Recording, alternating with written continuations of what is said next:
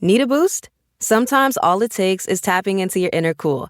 Icebreaker's gum helps you unleash the confidence within. Each chew releases a rush of icy flavor powered by cooling flavor crystals, sending a wave of refreshment to reinvigorate all your senses. Icebreaker's convenient pack fits everywhere, from car cup holders to backpack pockets, so you can find your cool wherever you go. Grab Icebreaker's gum online or at a store near you. These long dog days of summer, I mean, we just made it through a heat wave. Mama was parched through this heat wave. I was hitting up Dunkin' every single day, and I will continue to probably for the rest of my days, but especially this summer. Dunkin' is helping everyone stay cool this summer with its lineup of refreshers. These drinks are packed with bold, fruity flavors and served ice cold. It's amazing. Dunkin' refreshers are the perfect afternoon pick-me-up. I like to start my morning with them personally, and then sometimes I go back for a second one because I'm just feeling crazy. They come in a variety of delicious flavors, including fan favorites mango pineapple and strawberry dragon fruit. And then for a limited time, there's black cherry and there's pink pineapple. I'm going to tell you something right now, and it's a bold claim, let me tell you, but I stand behind it. Pink pineapple will change your life. It is so good. It has me feeling like I'm sitting in a pool, resort side, just living, honey. It's so yummy. Try your favorite flavor with green tea, sparkling water, lemonade, or Dunkin's all-new limeade. I haven't tried the limeade yet, but I'm going to. Usually I get my drinks made with green tea and occasionally lemonade, but I do really like the green tea. Or if you don't want to build your own, try one of Dunkin's curated refreshers like the Cherry Lime Ricky or the Ultimate Pink Daydream. The Cherry Lime Ricky, scrumptious. I could drink like 3 of these a day. They're so freaking yummy. Head to Dunkin' today and find your favorite refresher. Dunkin' refreshers contain less than 1% fruit juice. Limited time offer. Every good detective needs a partner to support them on important cases. Think of a State Farm agent like your sidekick, there to help you along the way in your search for coverage. State Farm can help you choose the coverage you need, whether it's for your home, car, boat, or even RV. With so many options, it's nice knowing you have help finding what fits for you so you can get back to solving all of life's bigger cases. Go to statefarm.com or use the award-winning app to connect with a local agent and get a quote. Like a good neighbor, State Farm is there. Hey, this was a really exciting episode, and I think you guys are really going to dig it. We just wanted to put something out really quick. At the end of the episode, we say that you should head over to RedHanded's feed to hear an episode with us joining them for an amazing, witchy, awesome British story, and you should. You still should do that. But just know that their part of the episode is going to come out next week. So if you're looking for it right away, it won't be there, but it's going to be there next week. We just didn't want anyone being confused. Go check it out when it's up there, and we hope you dig this episode. We love RedHanded. Woo! Hey, weirdos, I'm Ash. And I'm Alaina. And I'm Saruti. And I'm Hannah. And this is morbid, but it's super duper special because we have our friends from RedHanded here today.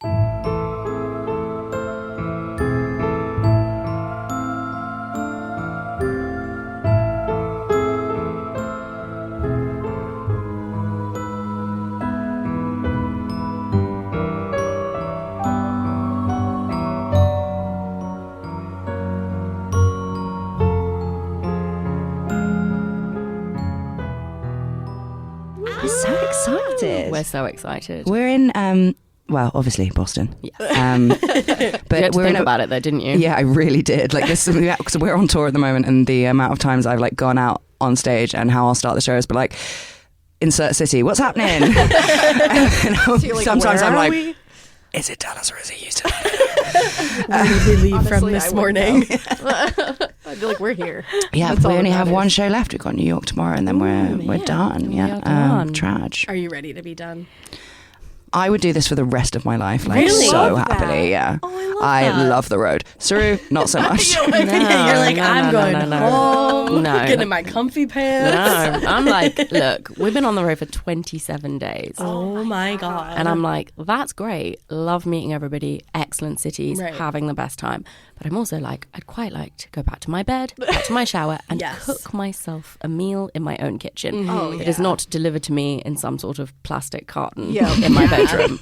Yep. So- I'm such a homebody. I was that going to way. say, we both are. Oh my God, do you want to hear the biggest tragedy in the world? So before the show yesterday, I ordered myself a very delicious sandwich, and it was so delicious that I was like, I'm actually too stressed to enjoy this right now. So I only ate a bit of it, and I was like, I'm going to take it back to the hotel, and I'm going to eat it later. When I feel right. You forgot it. I left it at the venue. No! The See? worst. I know. So I'm running on Cheez-Its right now.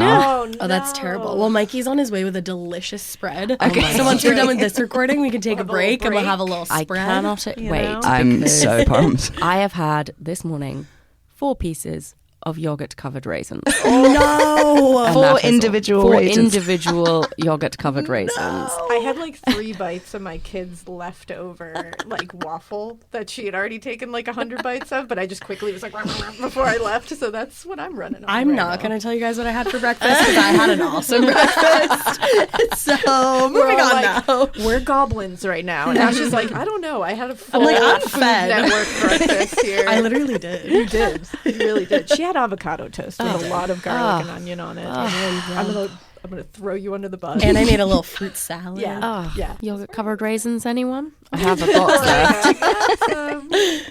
If you guys hear a Contagious. strange grumble in the middle of this, It is one of any of our stomachs. collectively all of them, maybe. Truly. But we're doing a really fun collab because I think we're like playing on the fact that I don't know if you guys noticed, but they're not from here. It's really hard to tell.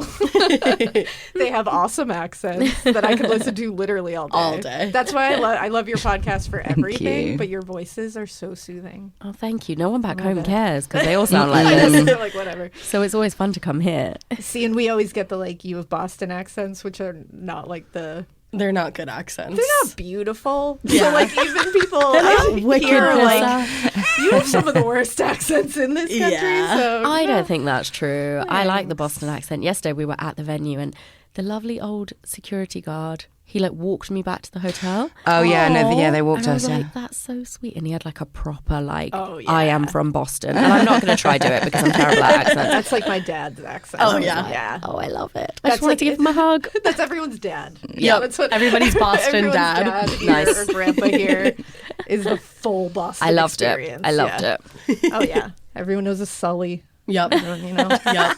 It's true. A It's mix all something. True. We are a stereotype. It's 100%. We are, yeah. But we figure what we would do is we're gonna do like a case. I've picked a really old case because those are always the most fun. I feel like They're just Ideal. you We're can excited. get, right? Right. You can get fun with these, and this is a super like it has a lot lot of American Juice nonsense to it. in it. Okay, perfect. I love Essentially. American nonsense. Just nonsense, and the thing in itself. So we're going to be talking about Lavinia Fisher in the 6 Mile House.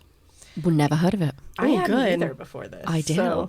So the cool thing about this is it's very American in and of itself because it's kind of exaggerated to the point of shenanigans. Ideal. Which I feel like is solidly American in and of itself, just exaggerated to shenanigans. It sure is. So she's known as America's first serial killer, or first female serial killer. Oh, okay. But she's not at all. Oh. Not even a little. Spoiler alert. She might not even be a murderer. These are my twist. favorite type of cases. Right? So this is like, it has urban legend in it. It has a lot of like the South, like before Civil War South in it, which is like eek and like woof. So there's that, and it's got highwaymen in it, Oh, like cool. highway robbery. I feel like it really fits the bill here. So this takes place in Charleston, South Carolina, which now is like beautiful and is on Southern Charm on Hell Bravo. yeah. I want to go there so badly. Right? It I want to makes go it there look for my batch. Real great. But it's a complicated tale, and this definitely begs the question, is this really the story of America's first female serial killer? No. Or is this a semi-true series of events exaggerated over time into a living urban legend of some sort? Yes. I'll take either. My idea of it is it's probably exaggerated over time, but certain aspects are true, and they're interesting because she was a criminal. There was that. So The story of Lavinia Fisher unfolds against the backdrop of the pre-Civil War era. So it's 1815 to 1861-ish. Long so ago. like a little bit ago. Again, in Charleston, South Carolina. It was during a time of huge economic and social upheaval at this moment. Charleston was among the wealthiest cities of the British colonies and was a hub of imports and exports, and especially in the wake of the American Revolution. So because of this, it became one of the main entry points for several different trades, but also for enslaved people being forcibly brought into our country. And because it was close to the ocean, it became a base of operations for merchants in tobacco industries, cotton industry, all the huge industries at the time. So now at this time, and this is all to tell you why this all occurred. By the 1810s, the prosperity of Charleston was not as solid as it once was. It had happened to the other cities around too, that the Revolution and the War of 1812 had taken a serious financial toll on them. I don't know why Siri is deciding to take me.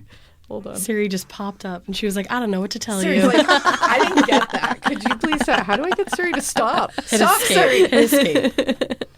Even that? Oh, okay. That works. Sorry. Siri just took this over. All right. So this happened in Charleston, and the city's leaders worried about a total economic collapse, that it was going to be imminent at this time.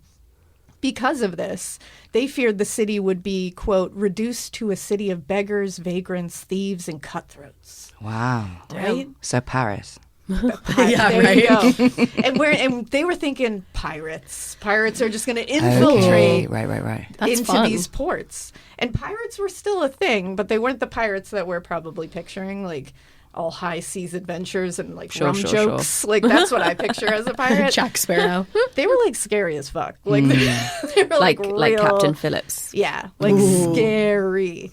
And in the early 19th century, merchant ships definitely still were fearing attacks from pirates, who now were not sailing under the Jolly Roger Skull and Bones flag. They were sailing under flags of other countries to try to get through. Okay. Ooh. To make matters worse, in 1819, Charleston was experiencing a big outbreak of yellow fever. Oh, and that shit. was requiring every ship that was coming into the city to be quarantined and inspected before even being allowed to dock at the port. So this was causing tons of delays, tons of complications for merchants, people being sent away. And with the city's port dealing with all of these crazy challenges and delays and the merchants getting angry, the wagon trade remained the most viable way of getting goods anywhere you needed to go in the South. The good old Oregon Trail. The Oregon Trail, which the actual game of the Oregon Trail, I don't know if you guys know it. I've heard Is of it it. where everyone dies of dysentery? Yes, exactly. And you can like buy oxen and Okay. forge a river. So it's some sort of really olden timey Wild West monopoly. Yeah, pretty much. It's a computer game, and it was like the earliest of all computer games. So it's like that. So it's not a board game. kind of screen, and we used to play it when we were little. And I'm not really sure why. Like we thought it was such a cool game to be like. We didn't wow, have we're on the Oregon frontier, Trail. We're all dying of dysentery. diarrhea. Like this is Yeah, like rock so on. fun. Well, if it makes you feel better, guys, when I was a child, instead of playing the Oregon Trail, I was playing Planetary Taxi, What is that? What is which that? is An the excellent greatest question. game. An excellent game, I think, is what it is. It was like one of those really old school PC games, probably a bit similar to what you're describing, but you were a taxi driver in space. Oh, In that's space. epic. That's way better than Exactly. Oregon Yeah, Trail. damn. And it gets better. So people would get in to the back, your potential customers, and they would be like, oh, I always get beaten by Farmer John in the fattest pig of the year contest. Take me to the planet where my pig will weigh the most. And then you had to figure out which planet had the greatest gravitational pull and then take him there. And if you got it right, he tipped you. See, you were learning things. We were literally just dying from diarrhea. What is more American than that? Dying of diarrhea. Like, wow. You were traveling space. Looking And they for were- the planet but with they the were greatest gravitational doing pull, like, math. that But they were trying to keep that, pioneering American spirit alive and well in the next sure will. generation. That is so true. I They get sure it. will. I get it. You had to fix wagon wheels and shit. I was like, yeah, you went to a general store. You were like, I would like some grain. See? Yeah. You, You can't know? let those old traditions You can't let die that- out. yeah, we don't that want that to pioneer die. spirit. Yeah, you know? Let it Forging a die river. of dysentery. And that was always the thing. If you didn't die of dysentery, then you would go to the river and you were like, well, let's all take our lives in our hands. And every once in a while, you'd get across the river and you were like, Oregon. Oregon. Excuse me, they'll yell at us. Yeah, we got yelled Oregon. at by the actual game. Oh my God, Yeah. you guys get yelled Shut at for up. mispronouncing places Oh, in Can you the imagine US. that? All the I time. mean, no, I did not imagine that. Yeah. So what is it? Oregon. It's Oregon. Oregon. Oregon. But I grew up calling it Oregon Trail. And we I did referred too. to Oregon as Oregon when we were little. I think it's a Oregon. regional dialect. I think that's just Like This oregano. is something I think about all the time. I'm like, But there's a it's difference oregano. Or you between say, what? I'm confused. mispronouncing and regional dialect. and saying something in your own accent. Exactly. Like, so, like, Americans will call me Hannah, right? Like, that's not my name. My name's Hannah. Do you know what I mean? But I'm not going to Oh my correct God, you. that sounded exactly the same to me, though. I'm like, but is it Hannah? How is it meant to be said in the Middle Eastern pronunciation? Hannah. So it's Hannah. Hannah. Hannah. Short A. Hannah. Guys, we all sound like we're having breakdowns. Can we? But this is the point. Like, I don't care. Like, just have an accent. That's fine. At this Right. point, I've just changed my name to Susie QAnon, which is my American alias, by the way. Love that a Susie lot. Q Anon. For when she gets randomly selected in every airport. Oh no. I love it. Well, that's like Massachusetts specifically has the most gnarly names for places. Oh yeah. Which we grew up just thinking that was normal, but when people try to say the names, they're like, "What is Like that?" Gloucester. I can't say the name of this state. Like It is one of Massachusetts. the ongoing jokes on RedHanded. Can I is that hear I- you say it? Massachusetts. You did that's it. perfect. Yeah, you There did you it. go. did it. There we You did go. it. I But think I can now see it phonetically as it was There you spelled go. out by all of our listeners, and I can visually see it, so I say it that way. You're like hitting each point. But I that's love the it. problem with most of the cities around here is like phonetically they make literally no sense. I do. Like Worcester makes no. It looks But like that's very Worcester. English, though. Yes, Like, that's we very have a English. Worcester, we've got a Gloucester, we've got a Leicester. Yes, you know? we do. No, In fact, see, we you have guys a get it. Leominster, we have a Peabody. brilliant. My favorite tweet will always be, "What's the hardest thing you've ever had to tell anybody?" And people were like, "Oh, you know, when I had to call my sister and tell her that our father had passed away." And somebody just wrote, "Worcestershire sauce." Yup. Yup. Yep. That's been a hot debate on our show. Yeah, Worcestershire Worcestershire sauce. sauce. Yeah. Because that's how you say it. That's how you say How, it. how else would... I One don't say. know. Worcestershire, Worcester. People say Prison, it. no. Yeah. Mm-mm. Prison. Yeah, truly. That's another very American thing. We just yell at each other about like saying things for no reason. Like we Yes. just can't let each other say things. the We've way been we on the say it. receiving end of that, Yeah. don't worry. It's Yeah. definitely a thing. I would Anytime you say. put your voice anywhere, people are bound to just scream at Yeah. you. You know? Seems like It's all good. Let's do Oh, some we more of know. it. Yeah, let's keep going. Let's go. Yeah, you know, so let's go back to the 1800s, which was such a fun time in Let's America. all get dysentery Let's together. get some yellow fever. Yeah, get robbed by a highwayman or woman. Meet a Doesn't matter. pirate. Yeah, meet up. That sounds kind of cool. Yeah, you know, if I you feel make like it out they're to tell the assholes, tale, but, like, feels cool. you could yo-ho with them. Absolutely. You know? Yeah, Absolutely. that's just what you do. And I do That's how love you a get rum through and it. Coke. You Yeah, do. so- A pirate's life for you. There you There go. you go. Ahoy. Stick a lime in it, no scurvy. There you go. We're off. So, you know, here we go. So we're in on the wagon trade now because that's the only way that we can get anywhere. Otherwise, everything sucks. You're going to get robbed by a pirate. You're going to get delayed at port. You know, Phenomenal. everything's going to suck. But even though it was now keeping Charleston's economy afloat, it wasn't nearly as efficient as ships were. For one, horses, they get tired. And they need to sleep. They get They dysentery. need to eat. They get dysentery. They drown in a river if you try to forge it too early, I guess. I don't even know what the reasoning for drowning in the river in Oregon Trail was.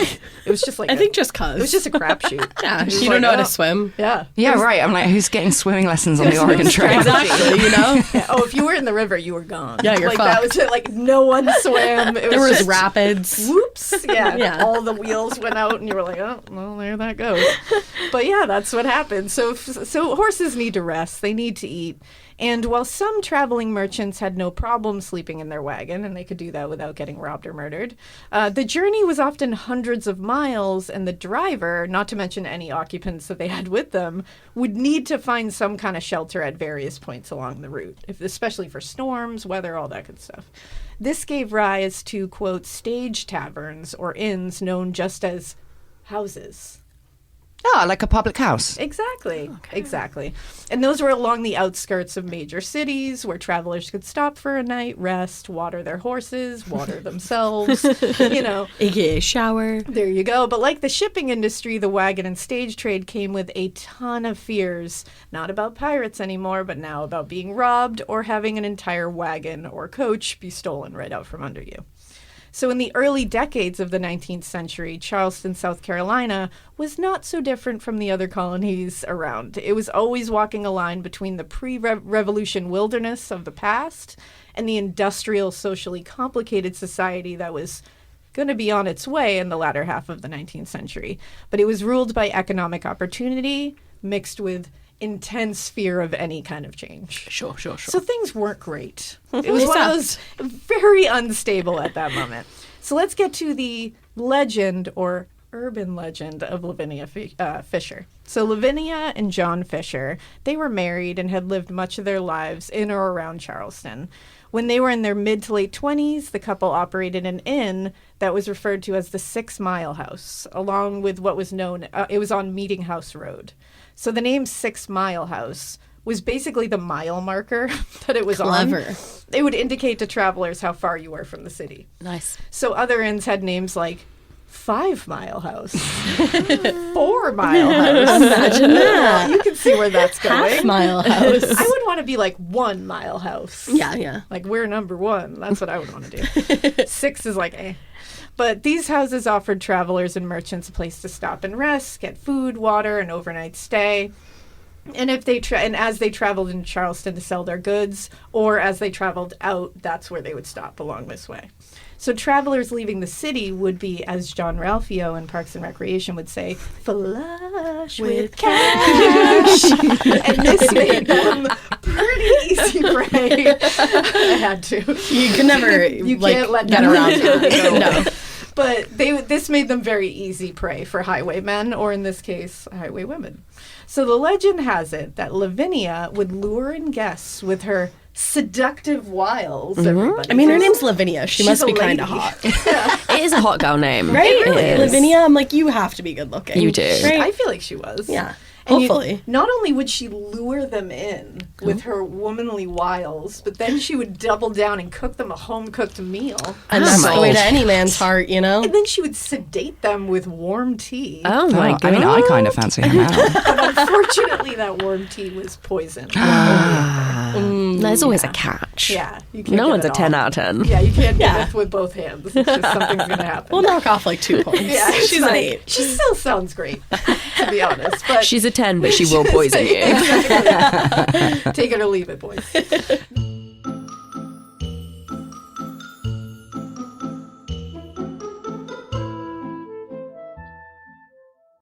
This episode is brought to you by SoFi, the all-in-one finance app where you can bank, borrow, and invest all in one place. Let's talk about bank accounts for a second. The average bank savings rate is 0.39% in interest. You're earning pennies on your savings, and it doesn't have to be that way. But with SoFi's high-yield checkings and savings, the money barely making moves sitting in your savings account can earn over 8 times the national average savings rate with eligible direct deposit. No account or overdraft fees. We love transparency. You can get your paycheck up to 2 days early, plus get up to a $300 welcome bonus when you sign up with eligible direct deposit. Sign up for SoFi checking and savings at SoFi.com/morbid. SoFi checking and savings is offered through SoFi Bank, N.A., member FDIC. Terms apply.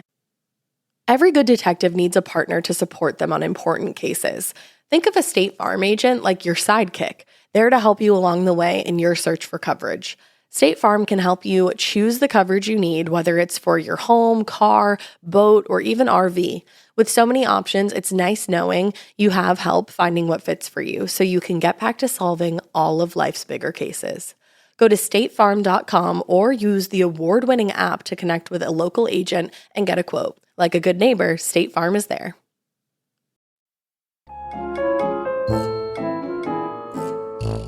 Now, some say once their victim was unconscious or asleep, John would sneak into the room, he would rob them, and he would murder them. But then it's said that he, quote, butchered them and disposed of their bodies in their cellar. Oh, tag team. Oh, very bloody benders. Thank you. I bring them up, actually. You're welcome. In the next paragraph. Actually. Okay. But there are some variations in this story, though. Another slight variation is that once they were definitely unconscious, Lavinia would open a trap door beneath the victim, and they would drop into the basement, which I like better. Very Sweeney Todd. Yes, Oh, exactly. yes. Sweeney Todd. Hello. And that's where they would be ultimately murdered. And in some versions, they even say that beneath that trap door, Lavinia herself, which I'm like, whoa, Lavinia, had positioned spikes at the bottom of a pit, which impaled the victims as they landed. Now she's going Efficient. Miss Trunchbull route. I'm saying that's like the ultimate chokey down Yeah. there. Yeah. And they're But- already dead when they get spiked. Yeah, so it's just for the fun of it. Just for the fun Just of so it. she can, like, Which see. is very bloody benders, because we're going to get into them, and they did do that shit just for the fun of it. Yeah. So I wonder if that got tainted, like a little bit of bloody benders got mixed in with this story. We do that a lot. But John and Lavinia were said to have, quote, a great number of skeletons found in the cellar of 6 Mile House. Later it was said that they had a cellar full of human bones. So it's getting bigger and bigger as we go. It's like maybe one, and then it's like a whole ass cellar of I human love bones. it. It starts vague, Yeah. just gets bigger. It's like maybe she just like A great robbed many. people, and it's like no, she was impaling them on spikes under her kitchen. It's like Duh. why did that happen? It's just someone telling a story in one of those houses, and they're like, Absolutely. I'm not getting the reaction I need. So they were Nobody like, cares. there was spikes Listen up. impaled right under our feet like that. I would have done it. And she was a stone cold hottie. So I mean, her name's Lavinia. She's could gonna you make you tea. expect? She's gonna cook you dinner. So you choose whether you're coming in. But like we just mentioned a bunch of times, it is very reminiscent of the Bloody Benders. We actually covered the Bloody Benders a long time. I'm actually going to redo that one. Yeah, That's one of those that I remember doing in our living room. So that was Yeah. an early one. We have a few of those. Yeah. Yeah. We know the feeling well. Yeah, I just end up being like, "Boop, gonna take that one back and redo that better." Because Yep. it's a gnarly story, and I think we could definitely. I think it was only like an hour-long episode, maybe, that we did on it. Yeah, if And I that. think this could be like several episodes of the Bloody Benders now. I'm like, what was I doing? Bloody Benders take 2. Yeah, they were an American family of murderers, like an actual family Wow. of just straight-up serial killers, like kids and Wow. all. Yeah. And it's real. And it's real. In I've Kansas. heard of this, but Yeah. we've never covered it. But it kind of reminds me of like, there's lots of fake stories like that in the UK. There's the Sawney Bean clan Oh, I've heard that about sounds familiar, in yeah. Yeah. Scotland. They were kind of the inspiration for like The Hills Have Eyes. Yeah, yeah, yeah. That stuff. makes sense. So they were like meant to be in Scotland, this family of like cannibalistic, incestuous people living in these caves, like attacking people that walk past them and cannibalizing them. The kids were there, all sorts of grisly stuff. If you look it up, it is dark. And then you realize actually it was just anti-Scottish English propaganda. Yeah. Are you serious? Oh no. Like just these Scottish people living in caves. They're like, they're Jumping out and disgusting eating over people. there. Yeah, they're like, they are having sex with each other and they will eat you. It is absolutely true. Don't look further into it. Just listen to what I'm saying. Avoid the caves. No, we definitely have a few of those, like, that you know are fake, that are like this whole family of cannibals. And you're like, Yeah. no, but the Bloody Benders, That's for real. they were real. Wow. They really did it. And it was in the early 1870s. And it was in Kansas. And they had, which, like, it kind of fits, like, at that time in Kansas. Like, Yeah. Like, at that time, like, frontier family. Sure, of just, sure. Like, we're going to murder people. Like, everyone was probably mad there in 1870. But they had, like, a bed and breakfast, air quotations, that they would lure people into and then brutally murder them. And they had a trap door that led into their cellar. And they would position the victim sitting over the trap door. And then I think it was like, it really is reminiscent of it because the wife would like kind of distract whoever the victim was. Yeah. And then the husband or one of the sons would come up behind them, slit their throat or hit them on the head with a hammer. And then boom, they would go into the trap door. Oh, wow. And Wild. often they would be robbed of whatever they had on them. That was usually because they would lure like wealthy people in that were like traveling through. But sometimes they would just do it for the thrill of it. Wow. Like they would not get a wealthy person. And they were like, well, we're just going to Oh, do it look, anyway. we're just bored. Yeah. What else Yeah. is there to do in Kansas in the Exactly. 1870s? 1870s. It's dusty. I was literally thinking I bet that. there's tornadoes. Yeah, Kansas has There was a tornadoes. dust bowl. Yeah, Wizard was that the of Oz, Dust that Bowl? was a Sure. tornado. Totally. Why Dust not? Bowl. We're educated. It's a bowl of dust. I know it. So. We know what happened. Yeah. But they were real. They were able to confirm all the deaths. They were able, like, people who did escape the bloody benders with their lives were able to be like, oh, yeah, they tried to hit me in the head with a hammer. And I saw a trapdoor. Like, they were able to be like, yeah, that's literally what Wow. happened. Nice. So this definitely has a little bit of that infused in it. And since it's around the 1800s, it's like, I think maybe it kind of layered on top of each Yeah. other. And because Lavinia is a woman and there was a woman in the Bloody Benders, I think they were like, let's have another one of those. Redo. We can't just have one. But in early tellings of this story, John and Lavinia Fisher are described as, quote, pleasing in appearance. Okay. You so gotta they're be. hot. You gotta be. You know John and Lavinia? Yeah. I They're felt hot. like they were in it couple. For sure. Yeah. They are. And they knew how to give the weary traveler such a welcome as made him feel the inn was more like a home than a public resort.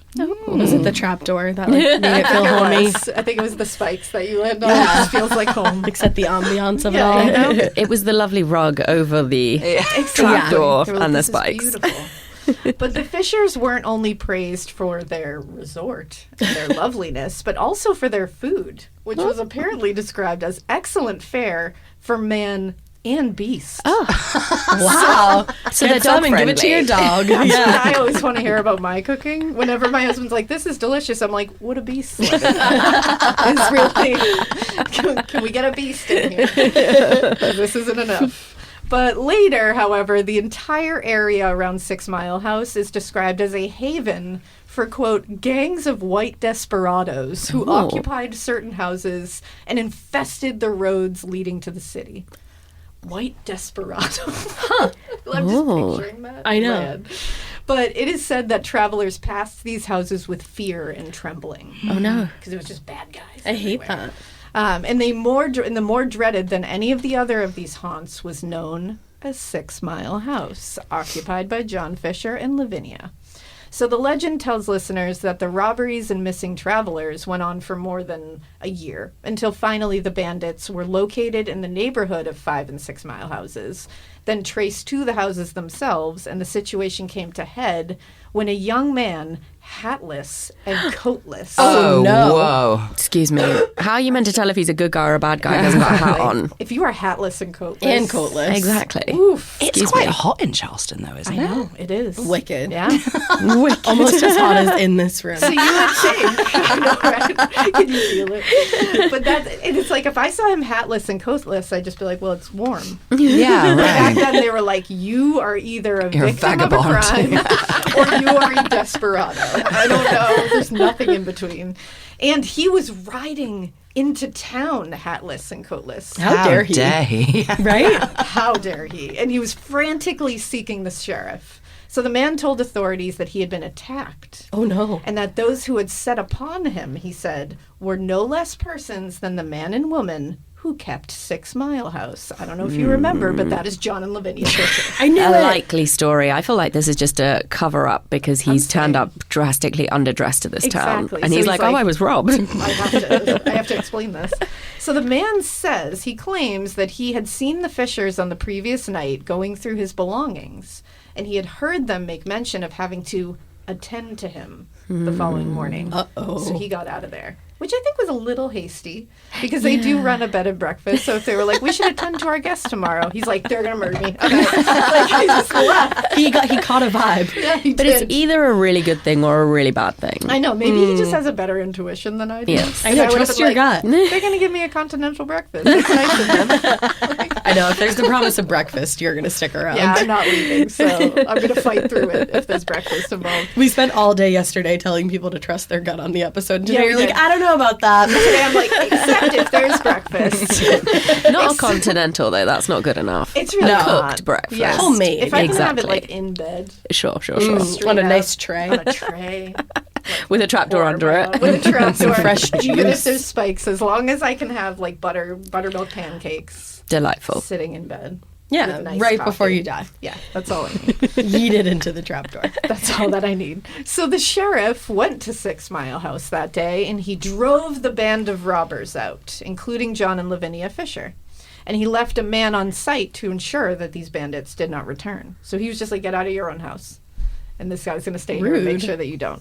And when they did, the man went for the law again because they came back. They were like, we're not, you left one guy. I'm And, like, Lavinia many people. and John Fisher. You left one guy, we're coming back in.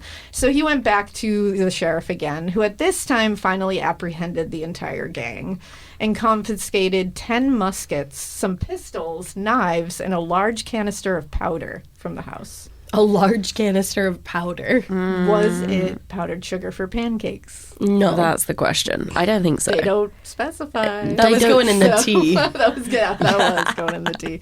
So the Fishers were found guilty of highway robbery, and they were sentenced to hang. This escalated so quickly. It did. It I feel definitely like did. there was a lot of build up to this, that the sheriff wasn't taking any notice of anything that was going on at 6 Mile House, and then suddenly they're like, we need to hang them. Yeah, suddenly that's another part of this that is very, especially old-timey American, which was just like, them. You should die. Yeah. Let's just like, Even just being a hangman, a highwayman was a hangable offence. yeah. In where I went to school, there's like a little, like a tiny little pyramid in the middle of a field, and it marks the last highwayman to ever be hanged. Really? Yeah. Wow. Oh, that's so interesting. It's in Hemel Hempstead. Oh, That's so crazy. wild. The only reason to go to Hemel Hempstead. there is an aqua splash there. Yeah, where it was voted Britain's ugliest town. But there is What a a nice owner. But there is a very good water park Yes, there. exactly. Called Yeah. Aqua Splash. So let's go, guys. Let's go. It Go has see that. the historical of it all and then go for the aqua. I just want to see that little pyramid. It's like this big, and it's just in the middle of a field. Oh my god, that's Yeah. so wild. That is cool. Those kind of things are always crazy to me. Like in Salem, we have all those little memorials, and they're always like these small little things that are like, this gnarly thing happened Yeah. here. And Yeah, you're like, yeah, yeah. and that's all you have? Like, what? No, it's true, but we're wild. we're full of them, as you guys must be in Boston, because like we've been going around and we're like, it's like the first place that feels like really, really historic. Oh, of yeah. where we've been. Boston's historical as fuck. And I used to work where I used to work in London. It was like in a really boring part. I used to work near St Catherine's Dock, but I'd get off the tube and walk to my office, and it was past like what was it, Tower of London? Tower, yeah. of London. And there's just a sign on my way to work that'd be like, this is where Anne Boleyn was beheaded. Stop. And then That- all these tourists just taking pictures of it, and I'm like, I'm just trying to I'm get late. past with my friends. Excuse me. But this is where this is where Anne Boleyn was beheaded. That is Wow. wild to me. They also have, I don't know how familiar you are with the cinematic masterpiece Pocahontas 2. Actually, weirdly pretty familiar. Her kids love that movie. So, you know, like when they go to the tower and they go through Traitor's Gate, right? Yes, and they're of on the course little I do. boat. So, like, Traitor's Gate is still there. So No you way. so you just walk right past it, and it's just the gate on the Thames, and it just says Traitor's Gate above it. Oh my god. Oh my Yeah. god! I think That you guys is should come wild. to London. I and we'll think just so take you on a also. It's on walking the tour. bucket list. I'm dying to Come. go. We will Dying do to this in go. a hot studio there as well, and we'll we take you on a have walking Let's tour. do it. We did a 5-parter on Jack the Ripper, and you I did? was like entrenched in it. I was like, I have to go. She's dying to go You to must Whitechapel. come. We're I'm both ready to, East like, London solve as it. well. Yeah, we're East London hell girls, yes. yeah. God. We gotta come. Okay, we'll talk about this. We gotta Off air. We're gonna do it. We're gonna do it. I'm solving that case. Let's go. I'm telling you, that's my lifelong ambition. one Yeah, of the- you and it's one of the Tobias. royals, Me right? and Tobias from Ghost are gonna solve it. It is hot in here. Oh, God.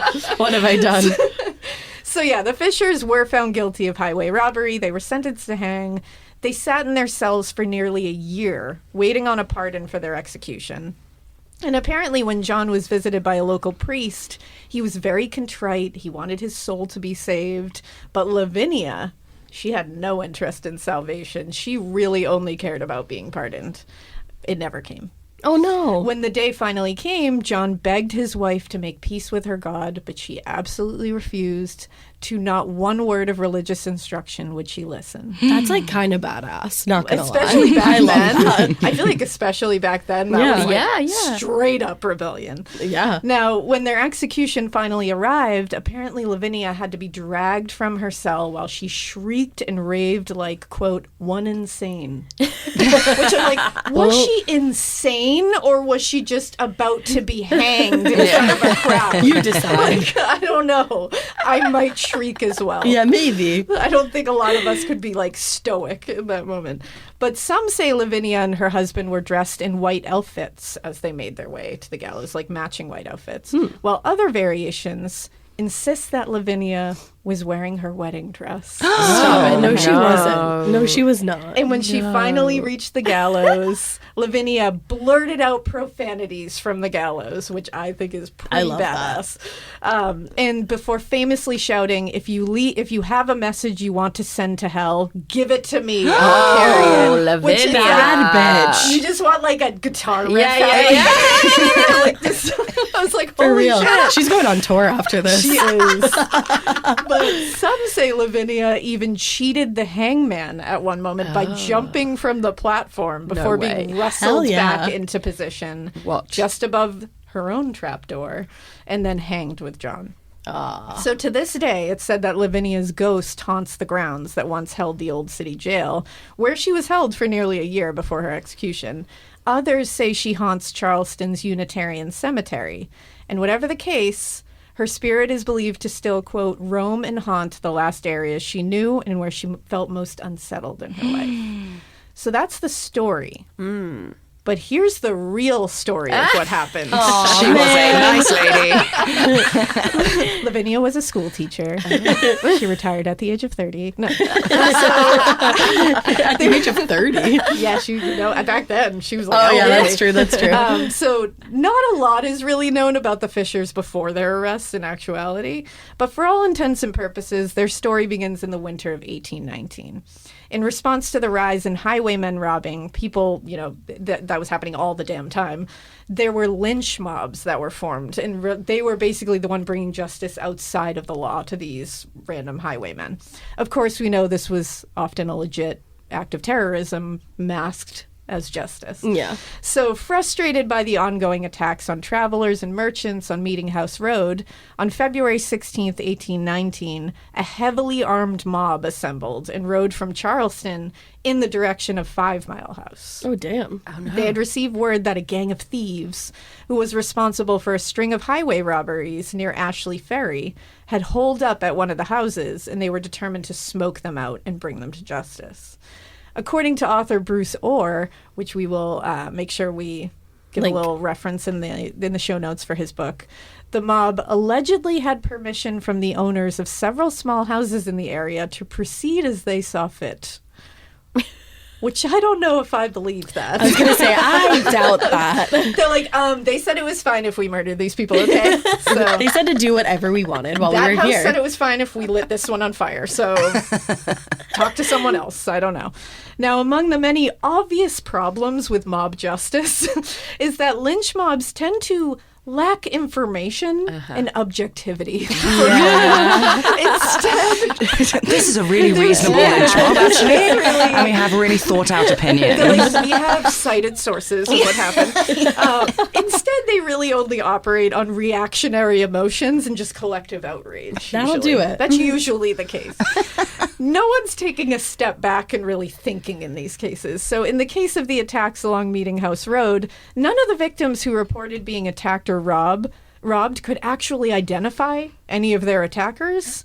So when the mob arrived at 5 Mile House, they had no idea who they were looking for. What? They were just going in there being like, I guess we just take everyone in the house. That's Good probably to get who did swept it. up before you know what's happening. It's always good to act first and then go, oops, later. You don't want to be the last person joining the mob. Yeah. Then it just looks like exactly. you jumped on the bandwagon. Precisely. They're working off the mantra of you ask for forgiveness, not permission. So we'll deal with it. It's fine. We're My just going favorite with it. kind of people. Yeah, I'm not asking. So nevertheless, when they entered the inn, the mob found a small group of individuals assembled inside, and regardless of whether they were the actual aggressors or robbers, the group was instructed to grab whatever personal belongings they had near them and get the hell out of the house immediately. Likely pretty confused and startled by the appearance of a giant violent mob at their house, the group of 5 Mile House protested a little bit. And they resisted a little bit because they were like, what the fuck is happening right now? So the mob was like, okay. And they just lit the building on fire. Oh, shit. They were like, we gave you a chance. Burned to the ground in a very small period of time. People got out, but they burnt it to the ground with people in it. And Is this one Lavinia's house? No, this is next to Lavinia's Oh, house. okay, This is like 5 down Mile. the way. Oh, This is okay. 5 Mile. Gotcha, Yeah. gotcha.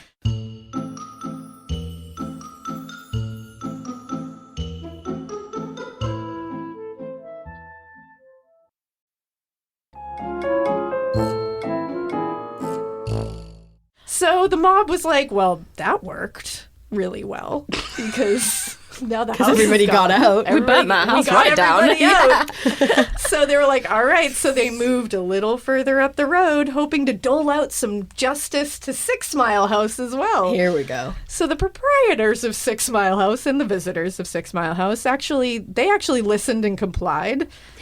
You would. I'm wondering if they saw, like, I don't know, the smoke Yes. rising Yeah. from 5 Mile House. Maybe smelled a little something. Or maybe it was the actual lynch mob that was at their door that they were like, we should leave. Who like, can let's say? just leave. Combination platter. We'll figure, There like, you go. This was smart. They took context clues. They put Right. the problem solving, and they were like, this is going to end badly for us. We should leave. Yeah. So they got out. Either way, they left. And to make sure they didn't return, they did that old standby where they just leave one guy standing at the door Oh, good. to keep the entire house out. The entire lynch mob, too. Yeah, exactly. So It's this- worked well in the past. It has, obviously. So it works for 6 Mile House. So they left a guy named David Ross at 6 Mile House, and they said, don't let them back in. I don't know if I they trust come him. here. I don't know about David Ross. No. I feel bad for David Ross. I don't know if I would pick, like, David. No, I feel like I could Out of the overpower group. David Ross. I don't know what name I would choose. I've been thinking Harold. about names a lot while Right? we've been talking about this. I feel like there are hot guy names, hot Yeah. girl Oh, yeah. names. There are like strong names. Yep. What's the hottest hot guy name? If it's not John, I was going to say, because You're I'm biased. partial to a John. a partial to a Oh, John. John's my That's my dad's husband's name. name. Oh, see, you gotta set this one out. I like Andrew, personally. Oh, Is that- Andrew is a great name. You know, I'm feeling a little biased. Do you know what Drew at all? I don't know. Marrying one in October? maybe? No, never that. But I would say hot guy names. Hawkeye names, I don't know. Most guys are not that hot, so. I don't know. I've always thought maybe it's because of The Little Mermaid. Is his name Eric? Eric? I feel Are like you kidding? Eric quite a I feel hot like guy Eric name? is I know, he's such a prick in He hindsight. is such a prick. No. What was Pocahontas's? Oh, John. John John. Smith. It always comes And then back John to a Rolfe. John. Yeah. There you go. See, I'm a Princess and the Frog girly, and Naveen. Naveen. Naveen's a hot Naveen. guy. Yeah, Naveen okay, is yeah, out. Okay. yeah. You can Yep. have that. But Yeah. I would Settled. say the hottest. Who's the hottest Disney prince? Obviously, General Shang. Oh yes. Oh, There we go. All right. Let's end the conversation. Truly. Hottest Yes. hot boy name, Shang. we figured it out. We've cracked the code. We do, and actually, while we're on tour, people ask us, what are your like pre-show rituals? Our only pre-show ritual, apart from watching 90 Day Fiancé in our dressing rooms, is listening to Mulan. I'll Make a Man Out of You. Oh before my we go god, on stage. incredible. You guys yes. can have it. I- We're swapping I need hats that. here. Have Yes. it. Wow. Because that'll get you fired up. Oh yeah, we save it for occasions where we need to get especially hyped. Oh, yeah. Yeah, there you go. Yeah. Yep. That's my kids genius. love, one of my kids especially, one of my twins is obsessed with Mulan. Like, Thanks that's, to me. And it is thanks to Ash. It's the It's my best one. favorite movie. It's It my is so favorite. good. It's And my she favorite Disney movie. Loves that song. And when she was like 2, she used to be like, let's get down to business. And I was like, hell yeah, Disney songs. Like, let's go. You get him. Yeah. Then it gets like super like not feminist at all. I'm like singing it to them. I'm like, we'll make a man out of you. Then I'm like women. Did they give us daughters? I'm like, yeah, they did. They did give you daughters. Who gives a fuck what you asked for? As long as you do that while you sing it. But Yeah, you she's just side fighting notes. it. She's fighting Hell it. yeah, she is. Fight the Exactly. patriarchy. Badass. That's why we love Princess and the Frog in our house too, because like she's the best. Tiana's like, Tiana's I'm opening up a restaurant. Fuck all y'all. I'm like, yes. Hell yeah. Beignet, anyone? I love her. So David Ross. David is not, to me, the guy I would leave. I don't know why. No. It just doesn't I know what feel you mean. right. I know what you mean. Right? If there was a John around, I'd be like, John, stay over there. So it's like, are there any doctors here? Or Are there any Philip. Johns here? Exactly. We need a John. Philip, I feel like, is like a solid name. little solid. Not Phil, but Philip. Philip. William. William. I would trust a Feels a William. little... Yep. Do you remember in school when you just knew that your teacher had a favorite of everything? They would always use the same blue dry erase marker when they wrote on the board, or they would talk nonstop about their favorite element during science. I had a teacher once that literally had a favorite brand of marker. She would only write with specific markers, and if another marker ended up in her classroom, she was TO'd. And honestly, I was probably her favorite student because at the end of the year, I got her that specific brand of marker. Let's talk about their real favorite thing, though. Their favorite tissue brand. Kleenex. According to Teacher Lists, they are the #1 facial tissue trusted by teachers. Kleenex Ultra Soft tissues are silky soft to help prevent skin irritation, and now you can take them anywhere with Kleenex Snap and Go. I absolutely love Kleenex Snap and Go. It's so perfect to have that in your car. I had a cold last week and I was just... Honey, my nose was a faucet. I hate to do this to you, but it was disgusting. Drew literally came out of our garage with like 15 of the Kleenex Snap and Goes, and I put those in my glove compartment, and honey, they were easy access. It was so nice knowing that I didn't have to blow my nose into like an old wrapper that I had. Ew. So do the best thing for your kids' teachers and stock up on the ultimate classroom favorite. Maybe it'll make them their teacher's favorite student. They definitely have a favorite. Don't even get me started because, again, you know it was me. For whatever happens next, grab Kleenex. The best summer pieces are the ones you end up wearing on repeat. Comfortable, versatile, and somehow right for almost every occasion. Quince makes it easy to create a summer wardrobe that you'll love, with elevated essentials made from premium materials like European linen, organic cotton, and washable silk, without the traditional retail markup. I love that! Quince's 100% European linen pants, dresses, and tops are the pieces that you absolutely will reach for all summer long. I absolutely love their linen. I have so many pairs of their linen pants, which you can dress up or you can dress down in the summer. Like, say you're going to a nice dinner, you can pair it with like a silk shirt, a really cute necklace, some good, makeup and an updo. Or if you're just looking for a more casual look, you can do the linen pants with like a loose button-up shirt and you still look really chic, kind of like, I don't know, Diane Keaton vibes, I kind of think. Also, it's not just apparel. Quince also offers elevated essentials for your home, from bedding and bath to kitchen essentials and furniture. They have it all, honey. I am a big lover of Quince, and I really do think you will be too. Make your summer wardrobe feel easier. Go to quince.com/morbid for free shipping on your order and 365-day returns. Now available in Canada too. That's QUINCE.com/morbid for free shipping and 365-day returns. Quince.com/morbid. Harry, Harold. Never trust a Harry. No, we don't trust Harry's anymore. Okay. We don't trust no. him. Bye, We Harry. don't trust Harry. Except Harry Styles. Always Harry Oh, Styles. no, even him. Oh, no! I was going to say she loves Harry Styles. I do. I was like, do we trust Harry Styles? I feel like that's a story for a later time. After Don't Worry, Darling, I don't trust him. What was his name in that? Hard agree. I think Jack. his name was John. Jack. Or Jack, so kind of. Yeah, don't John. trust him. Yeah. So there's that. Well, those are names. Well, they should have left Shang. Instead, they left David. And they told him, you let us know if anyone returns. Which, this was kind of my favorite thing, because it's like, instruct us, like, or alert us if somebody returns. And it's like, but they didn't have like a cell phone or a walkie-talkie. So it's like, jump on your horse and ride like miles into town to be like, hey, they're there. Let us know. They came back. It's like, I don't think that's going to help. But sometime later, David Ross returned to Charleston pretty frantically because he was like, shit, I have to alert you. He was asking for the sheriff, and in his sworn testimony later, Ross said he was the one that was hatless and coatless. That was Not David. him. Immediate red flag. I'm saying. He said that shortly after 9 p.m., a man named William Hayward, one of the men who'd been forced out of 6 Mile House by the mob, he had returned to the inn, and he had, quote, cursed him, collared him violently, and pushed him out. How dare he? So William, but like, how dare he? Because William's like, this is my fucking house. Like, get out. Oh, so dare he? So he came in, he collared that guy out, and he was like, David, get out of here. Okay. I'm coming back in my house. So he did. And then he slammed the door in his face. He was very careful to say that. That's He his door. Slammed the door in his face. Yeah. So when David Ross went back into the house, and I love this because he's like, David goes into the house that doesn't belong to him, that he was just thrown out of. He goes back in and he asks Hayward, hey, can I get a couple of my things that I had here? No, get out of Before I here. leave. And Hayward apparently put his hands into his bosom and said, you damned infernal rascal. If you lay your hand on anything, I will blow your brains out. I am only going to call people damned infernal rascals. But you have to touch their bosom, as you said. No, I don't know about that. I mean, that's where I draw the line. It's You the have to rules. put your hand Embosom them. into his bosom. I don't know about all Must do that. that. Not just on. Yeah, Into.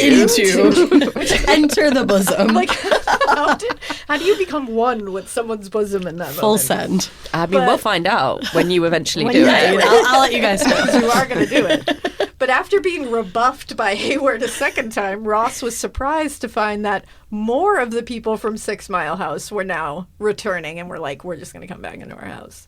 Specifically, John and Lavinia Fisher, as well as 2 other men that Ross didn't recognize. So Ross claimed that at that point, Lavinia Fisher, quote, Lavinia herself, laid violent hands upon him, choked She said, him. catch these hands. Look at David. They're coming for your bosom. She was. She came for his bosom. She choked him and then pushed his head through a glass window. Shit. Lavinia She's got no does chill. not fuck around.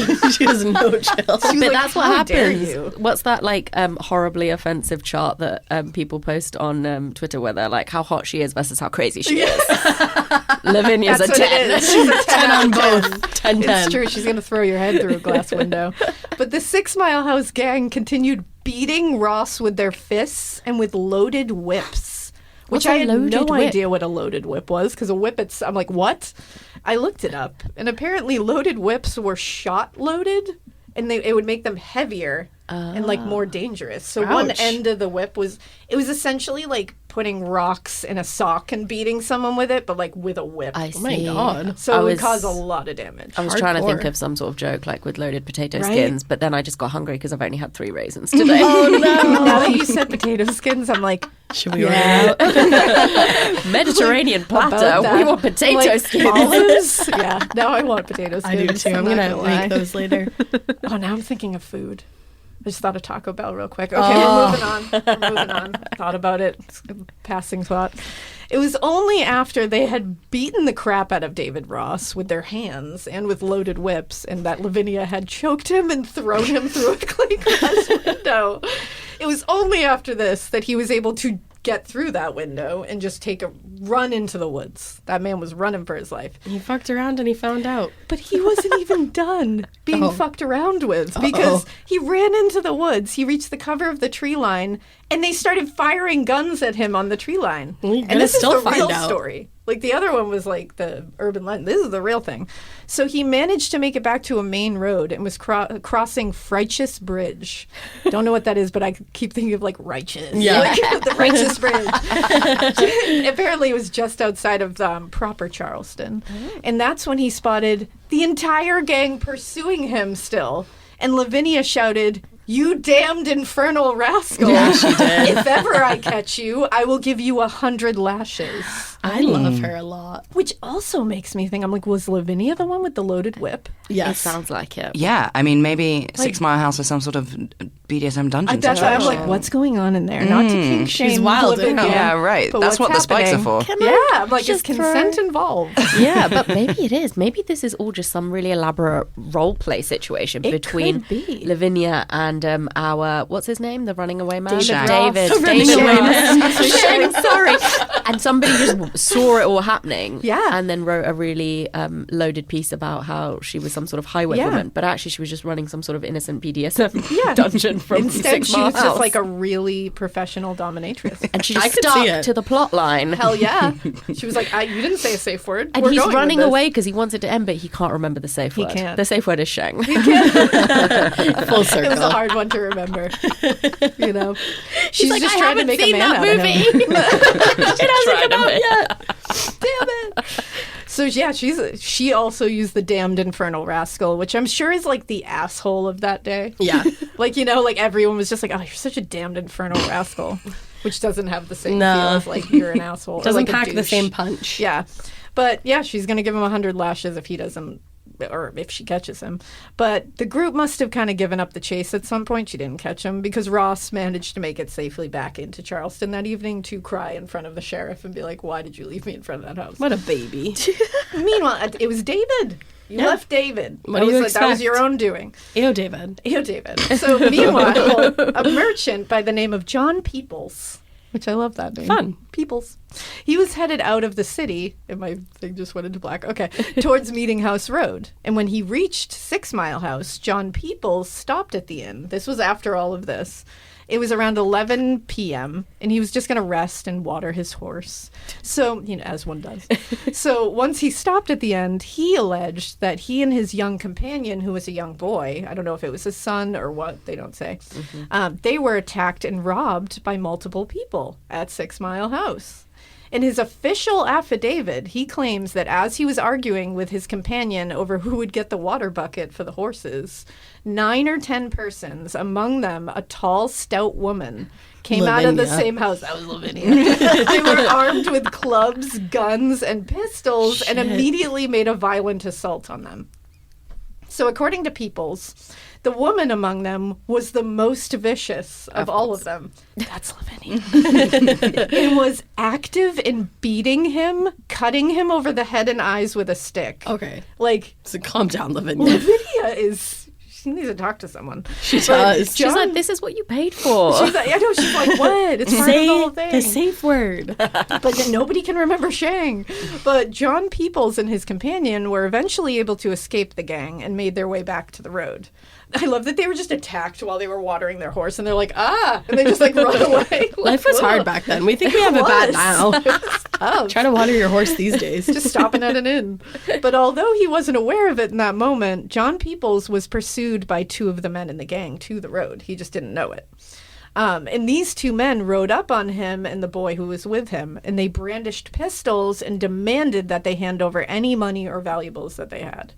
After searching the man and the boy, the bandits took his pocketbook, and it contained roughly $40, which is a pretty good haul back then, and turned back in the direction of 6 Mile House. So meanwhile, John Peoples and this boy raced back to Charleston and immediately reported the attack to authorities.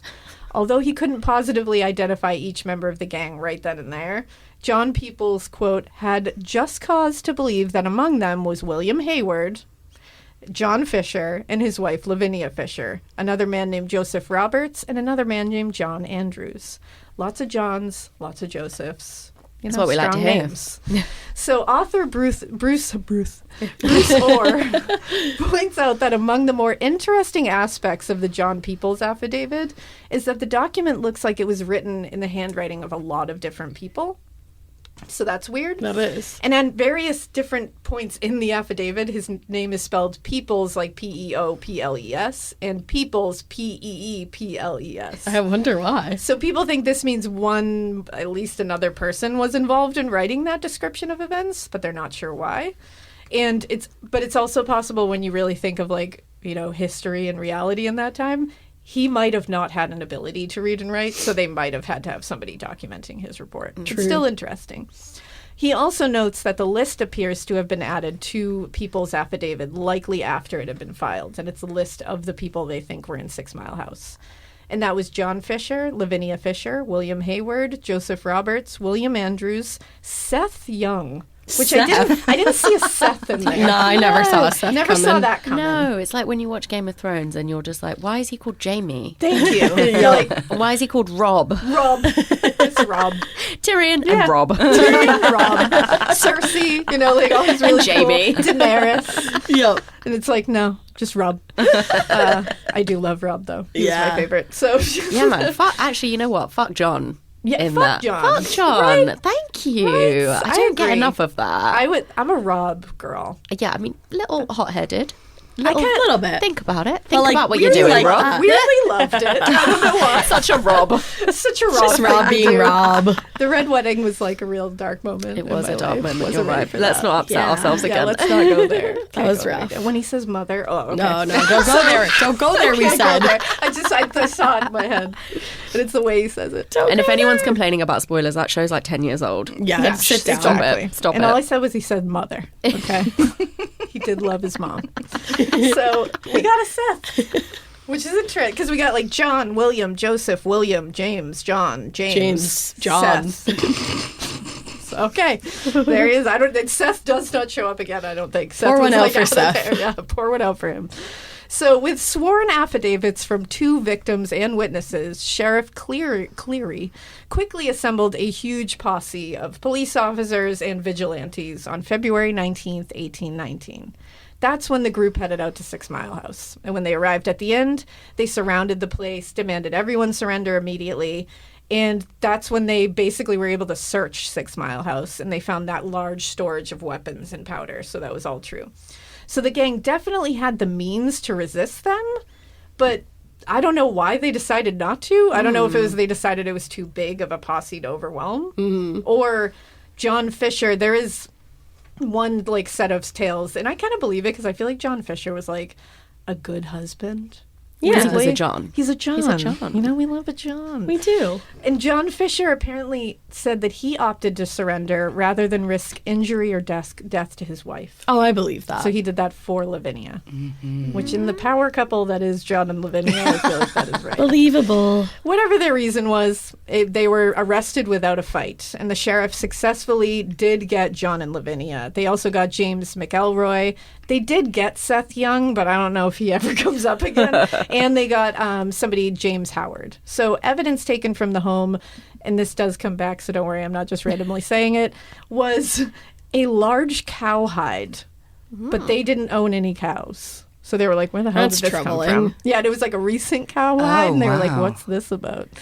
So by the time the gang members were being loaded into the wagon, the scene had attracted a big crowd, obviously, because I always love that in these old-timey cases where it's like this huge crime scene and all these people are just walking through it. And they're like, whoa, look at that blood. It's like, ooh, this is nuts. Wow. Like, just like, I wish you had just seen Alaina act that out if you're listening. like they're all just like taking pieces of like skull fragments off the floor and being like, wow, this was great. Happy Sunday. Thanks for having us. Yeah, just walking through it. So a man named Stephen Lacoste, who was a neighbor of 6 Mile House, went in there and he saw this cowhide and he said, motherfuckers, that's my cow. Oh, And no. my cow had gone missing. Oh, no. So they had stolen this man's cow. And That's a hangable killed it. offense, for That's sure. shitty. I was like, damn. Stealing a cow. That's Justice like for Stephen. That's big business That back is. then. I'm saying. justice for Stephen. Not cool. Was that the horse's name?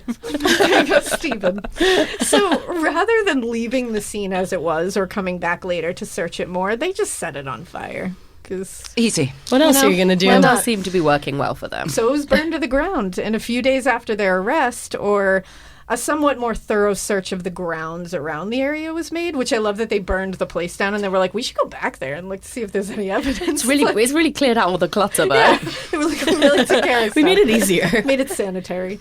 And at least 2 bodies were indeed found buried near the house, No like way. right on the property. One was the body of a male who'd been shot, and the other was the skeletal remains of a woman who'd been buried in an unmarked grave at least 2 years earlier. Don't love Neither of that. them were ever identified. Oh, wow. Oh, good.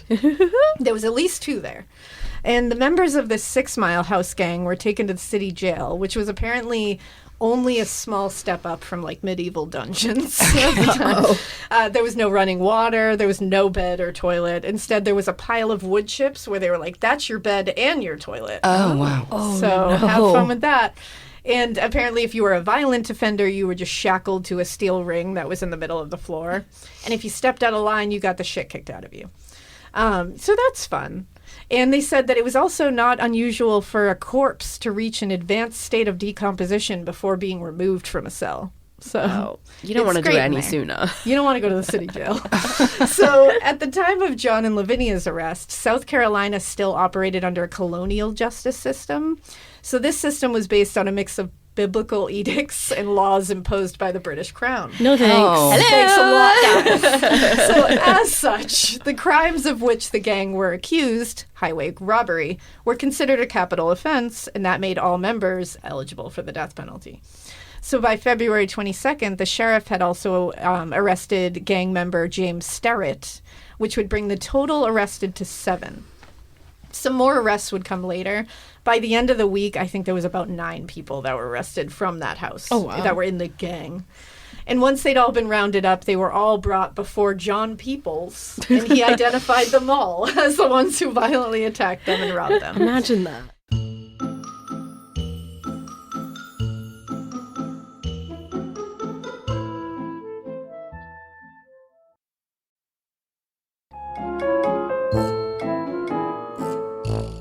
So looking at their previous crimes that they've been punished for, both John and Lavinia had previously been arrested for theft, which, at least for John, he had received 30 lashes for it.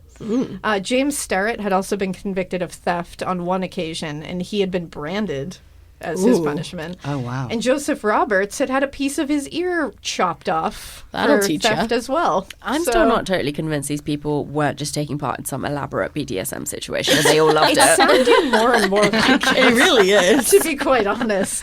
On March 23rd, 1819, John and Lavinia, as well as William Hayward and Joseph Roberts, were brought before Judge Hallbay, and they were going to determine whether there was enough evidence to convict them. At least of assaulting David Ross, because remember David, poor Shang. So the judge said there was enough evidence, and he set bond for all the individual members, but only Hayward and Roberts managed to post bail. So Roberts got out, but he didn't do well with his immediate freedom, because 2 days later he was again arrested for threatening the life of a local butcher. The same butcher that the gang sold the meat that belonged to the cow found in the L building at 6 Mile House Dun, that dun, belonged to the dun. neighbor that they had the cow hide for. Full freaking circle. Just saying. That's so satisfying, I'm though. so impressed with how you did that all in a row. I was just really intense on that subject. I was like, it's really mean that you stole his cow and then you killed it, you sold its meat, and you kept its hide. That's not cool. So the trial began on May 10th, 1819, and that's where John, Lavinia, William, Joseph, and James were all indicted for assault with intent to murder David Ross. The Attorney General's document said the gang, quote, were said to have wielded, pointed, and fired a loaded weapon at David Ross with the intent to kill him. I agree. By the time the hearing concluded on the 27th, through various methods, a lot of the gang either skipped town, were either to escape, or somehow got off the indictment. I'm not really sure how. It left really only John and Lavinia on the hook for the whole crime. Oh, no. Excellent. So the trial was drawing huge crowds, and the couple was found guilty on both assault with intent to murder and common assault on David Ross. Damn. So on June 2nd, they were brought before Judge Charles Jones Colcock for sentencing. Pause for reaction. However, the sentencing part then got moved to the Constitutional Court at the last second. This is so complicated. It is. So now it was going to be held, and it wasn't going to be held until the conclusion of the trial. And unfortunately for John and Lavinia, the Constitutional Court wouldn't be back in session until January. And it was Holy shit. June.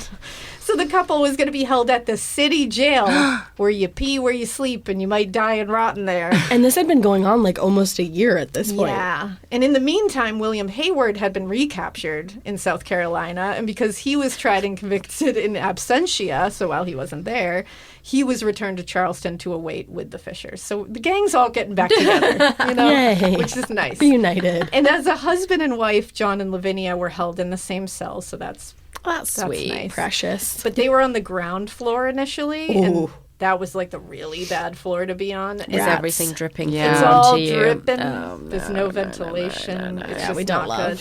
love. So Lavinia used her wiles to get them moved to the debtors section of the prison, which was on a higher floor. The cells were much bigger, not a lot of infectious diseases floating around. So they were allowed to do that. And weirdly, the debtors section was also where Joseph Roberts, another member of the gang, was serving his sentence for threatening the butcher. So they were all reunited again in the cell. And that's Yay. nice. So on the evening of September 13th, John and Joseph actually managed to dig a hole under the wall of one of the cell windows large enough for them to fit through. And using a rope made of blankets they tied together, they climbed down the wall. Damn. Joseph Roberts went out, and then he got there.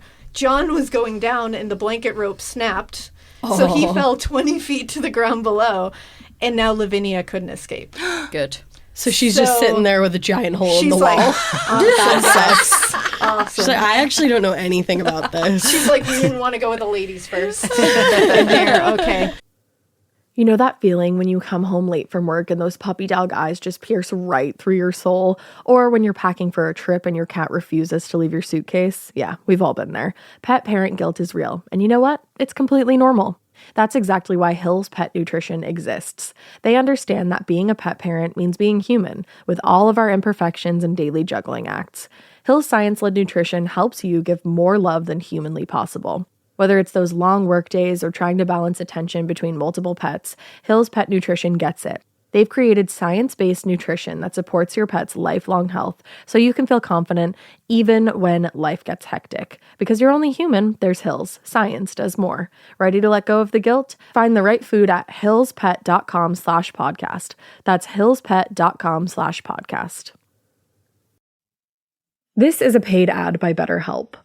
I happen to be somebody that struggles with people pleasing. So a lot of times I will build things up and up and up and up and up and then kind of get to the point where I'm like, I need to let this out to this person.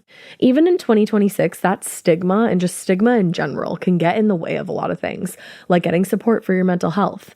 Maybe you've encouraged friends to consider therapy while avoiding taking that first step yourself because you're busy. You're worried about what other people might think or telling yourself that you should handle this all alone. But therapy with BetterHelp, the world's largest online therapy platform, can be a space to slow down and talk through what's been building before it feels unmanageable. Just take a short questionnaire to identify your needs and preferences, and BetterHelp will handle the initial therapist matching work for you. Their industry-leading match rate means BetterHelp typically gets it right the first time. Feel confident knowing BetterHelp therapists work according to a strict code of conduct and are fully qualified. Don't let hesitation hold you back. Find support with BetterHelp. Sign up and get 10% off at betterhelp.com/morbid. That's BetterHelp, HELP.com/morbid. So they were like, oh no, that sucks. And then they just ran away. They just ran away. No one noticed until the next morning. That's when the governor issued a proclamation offering a $500 reward for their recapture. The sheriff didn't have to look very far. They weren't really smart. I don't think this was really going a whole... And again, this is another case of John being a really good husband. Even though he left Lavinia. Well, don't you worry, though. Because their original plan was to escape and travel by boat to Cuba, obviously. Oh, duh. But John refused to leave Lavinia behind. See? So he and Roberts had stayed close to the jail to try to come up with a plan for how to get Lavinia out. Okay, fine. Love. So he got himself caught that way. A few days after their escape, they were visiting a local grocer, which I'm also like, guys, what are you doing? Like, Hungry. You're wanted convicts. The local grocer was like, hi, John and Rob. Like, Aren't you supposed to be in jail? And he immediately called Sheriff Cleary and was like, hi, I have them here. Wow, what a rat. Yeah, so on the evening of September 16th, the sheriff found them hiding under an overturned boat. Oh, no. my God. Which is similar to how they found the Boston bomber. I was gonna That was my immediate Shokar thought. Tsarnaev, they found him in a boat. Yeah. That they just shot at a bunch of times. Can we say full circle? We haven't brought them up yet, There we but are. we're in Boston. Full circle. So there we go. And they were both returned to the city jail. They were going to have to wait for that constitutional court in January. So on January 17th, 1820, John and Lavinia appeared before the constitutional court. They figured they were going to be sentenced for those assaults, and that's it. But as they got there, the prosecutor was like, hey, you're also going to be sentenced for highway robbery. And they were like, wait, though, that's a capital offense and we will die. And they were like, that sucks. Don't know what to tell ya. So, and it was on John Peoples. That's what they were. They were now bringing that in at like the 9th hour. So they ended up being sentenced to hang on February 4th, 1820. In the week following their sentence, John and Lavinia had petitioned several clergymen and notable Charlestonians, just asking to intervene on their behalf because they were being sentenced for something they were not tried and convicted of. Yeah. Even if they did it, they didn't have a fair trial. So they claim they wanted an opportunity for repentance and for time to prepare to meet their God. And so they wanted a reprieve, at least. The governor granted the reprieve, but the order only pushed the date back to like February 18th. Oh, so shit. I think it was like a few days. Now, while John and Lavinia waited for execution, they spent a lot of time preparing for death and what comes next with various clergymen. John, like the original story, apparently welcomed this. He was like very intensely praying. But Lavinia definitely legitimately was not interested in this. She was more worried about just saving herself. She was like, I would really like just to live through this and not prepare for what comes next. So they said when she engaged in prayer, Lavinia would jump at any moment or noise by her captors. She was convinced they were coming to her with a pardon. So she was totally convinced she was getting pardoned out of this. Damn. And she was very confident that they would not, one, execute her for a crime she had never been convicted of, and two, execute a woman. Unfortunately, she was wrong. Dun, dun, dun. Because, yeah. But at the time, I will say, contrary to what like legends will tell you, many residents of Charleston really believed Lavinia was innocent of at least that crime. And they were actually advocating for her release. Wow. Which is wild. But this got more intense when a local man was arrested for an unrelated crime and allegedly confessed to the highway robbery of John Peoples. Ooh. Which is okay. But he's, I don't know That how was the that sheriff's works. reaction to I don't know. Okay. Okay. My guy. But I'm like, didn't John Peoples say there was like a whole gang of people who came at him? Yeah. And this guy's like, I did it though. But apparently the man was able to identify the exact amount of money that had been stolen from John Peoples. Okay. And was Suspect. also being able to say other elements of the crime that he probably wouldn't know if he wasn't there. So maybe he was part of the mob at least.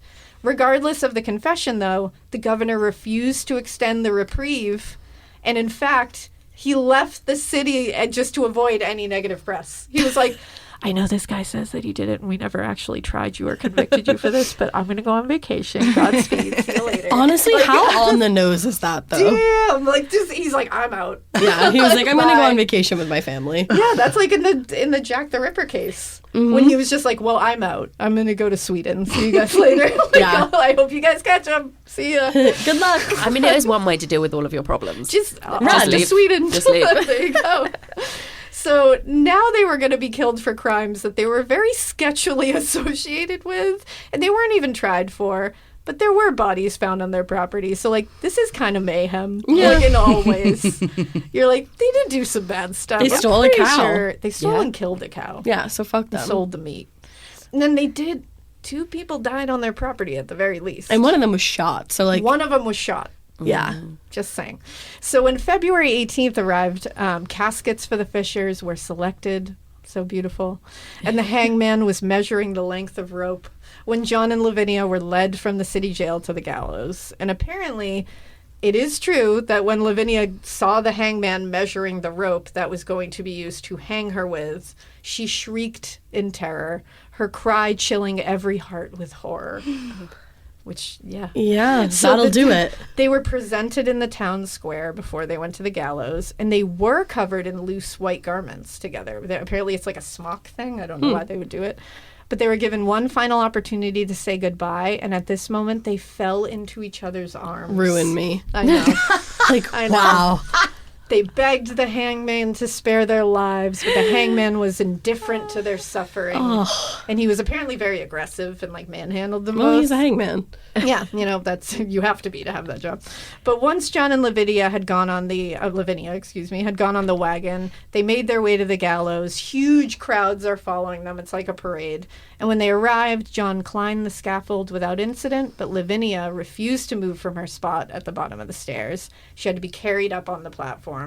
Once there, she called out to the crowd, apparently with her arms outstretched, asking them to save her. Wow. They all literally were like, Nah. like, it was like that, like blink, blink, blink, blink, just crickets. So then she began cursing them and blaspheming, apparently. Blaspheme them, girl. Yeah, they're not helping you. Yeah. So finally, the Reverend asked John whether he had any final words, and John decided to address the crowd, and he begged forgiveness for those he had ever offended. And he also claimed his and Lavinia's innocence. They both embraced one final time. The sacks went over their heads. Signal from the sheriff. Down they go. The press reports that Lavinia, quote, died without a struggle or a groan, and that John, unfortunately, wasn't so lucky, and it was some minutes before he expired and ceased to struggle. Ouch. Yeah. So just after 2 p.m. on February 18th, 1820, John and Lavinia Fisher were pronounced dead. He was only 29, Oh my and she was God. 28. Oh my God, I was picturing like people who were like 50. Me Yeah, too. Me too. For real. They were young. So John and Lavinia Fisher were members of a gang of thieves. That much is true. Lavinia Fisher was definitely not America's first female serial killer. By any means. No. It's possible she never killed anyone. It's possible she did kill someone. In truth, the only crime they really acknowledged committing was robbing and beating David Ross. Which, And David had it coming. You know, he's Yeah. not Shang. So. But the legend grew nonetheless. And in the years following their execution, John and Lavinia Fisher's story became a media tale of just murder and mayhem. It was huge in the Penny Dreadful publications and pamphlets. They really took it and ran with it. In 1830, a man named Peter Nielsen published a book where he claimed to have been in Charleston at the time of the arrest. And he said the Fishers had been robbing and killing for years. And according to Bruce Orr, Nielsen claimed, quote, on digging around this den of iniquity, a great number of skeletons were found, no doubt the remains of unfortunate travelers. So people still claimed that there was tons of skeletons in that house. Body, oddies. Yeah. Everywhere. Exactly. And actually, in the latter part of the 19th century, Lavinia's skeleton was exhumed from her coffin in a potter's field and put on display at the Charleston Museum so everyone could see the remains of the only woman to have been hanged in South Carolina. Wow. They were occasionally, I loved this because when I read it, I was like, what does that mean? Because it says they were occasionally removed from their display for being out of order. Like Lavinia was out of order? Out of order. I was Oh, like, wow. did she need a tune-up? Like, what does that mean? Yeah, I don't know about Out all of that. order. Oh. But as of as late as 1922, they were still on display. Holy shit. Yeah. And they were, at that point, they were definitely not just like a band of like bandits. She was the first female serial killer I at that see. point. I That's what they were touting her as. Wow. Who had like hundreds of bones in her cellar. You got to No. get those punters in. Right. You got to. And I think part of this story is definitely she was a woman. So it's exaggerated because female criminals of her caliber were definitely not common. Even of her real caliber were not common. Her arrest and story definitely became a huge interest at the time and even now. And in the 19th century, many of, if not most people, believed that women were incapable of violence of any kind, never mind murder. So Lavinia was just something like new and fascinating, I think. And so the legend just got a life of its own. But there is always moral lessons and like social lessons in urban legends. Don't steal someone's cow. That's what I took from this. But this story, people like to say, is that this is telling you what is and isn't acceptable of a woman at the time. It's very clear that they were trying to be like, look at the consequences for stepping out of your normal, like, you should be at home popping out babies and like cooking dinner. You're going to get hanged. Like, that's essentially what it was. And finally, there is the convenient fact that the legendary account of Lavinia Fisher's monstrous killing spree and being the serial killer, it justifies a lot of problematic elements of the real story. The legend kind of makes law enforcement and the justice system at the time like, they swept in and they just took care of like heinous crimes and we took these people off the streets. So they were painting them as these vicious, violent killers. So it kind of also justifies this execution that was probably not justified at the time. Because they were not tried for this crime, and who even knows if they committed it. But according to Bruce Orr, the government had actually been hoping to secure the land that 5 Mile House and 6 Mile House sat on. Oh, so we know exactly what And it was happened. going to build a new naval base. No wonder they were burning all that shit down. Exactly. That was actually the government. I'm saying. So the execution of the Fishers and William Hayward, who owned 5 Mile House, by the way, that would have cleared the property for the state to do whatever the hell they wanted to do with it without having to jump through any hoops or be denied. And that is the story of Lavinia Fisher. That's bonkers. 6 Mile House. Well done. Thank you. That was outstanding. It's like a Crazy. twisty-turny, like what really happened. And I love that we started with some sort of highwayman robber situation. Hell yeah. Then we transmitted into some sort of BDSM dungeon. Exactly. And then we ended up with government corruption. That's what I always like to travel through. Via the Chinese Empire. Which, who saw that coming? You got bingo. It's a weird tale. That was crazy. amazing. I can't believe I'd never heard of that. And I'm going to go look into this and the bloody Yeah, benders. no, I've made a mental note. Yeah. Super interesting. And you We're guys should look into definitely- Sawney Bean. It's Oh, not real, yeah. but it is quite fun. But I wanna look interesting. into it is nonetheless. interesting. Absolutely. Yeah. And then we have to just get you to come to London so we Hell can show yeah. you all the Yes. grisly sides. Yes, please. Yeah, we can take you to the Clink. Yes. Oh, yes. Yeah. I need all of it. We're There's filled. also We're filled there's with a shit. bar in Shoreditch that used to be a prison, and I probably can't go because my ex-boyfriend works there, but we'll send you there. And it's all of the like little booths downstairs are old cells. Oh, that is so fucking I cool. love that. It is very so cool. many things. We'll That's put you in so disguise cool. so you can come with us. There you go. I love that. Well, that was We're amazing. coming. Thank you so much for having us. Thank you for listen being to this here. great story. This Anytime. is so fun. That and now was we great. get to do another one with you. Exactly. So we're going to do one now, and ours is witchy. Oh, hell yeah. It is very English. love. Yeah, Like the most. extra rural, rural, Rural and jurors. very similar time period. We're going for 1875. Oh my gosh, perfect. I love an So 1800s. very, Take very me there. like, perfectly matched. Hell so yeah. yes, over on the Red-Handed feed now, we will take you witchy, olden timey, 1875 story. I can't promise we go to the Chinese Empire, but we do all sorts of things. We'll figure out a way to Work get it in. there. Yeah. Shang will work his way in there. And guys, go head over there. Let's We'll go. meet you there. Pull your car over, switch feeds. Yeah, let's go. Let's go. And And yeah. Come hang out with us at Red-Handed. Yes. Hell yeah. We're going to be there, guys. So check us out there. And we hope you keep listening. And we hope you Keep it weird. But not so weird that you steal somebody's cow, because I just don't really like that that. was really the shittiest part of the story. Yeah, I'm really fixated on that. Bye. Bye.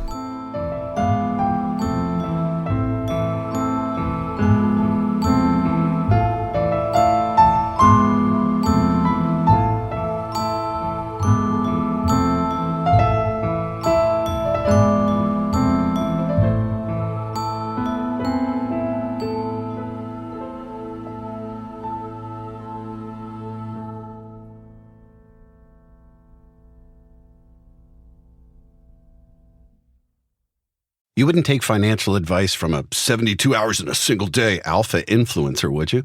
Same goes if you're in a car accident or any accident. Who you choose matters. That's why Morgan & Morgan exists.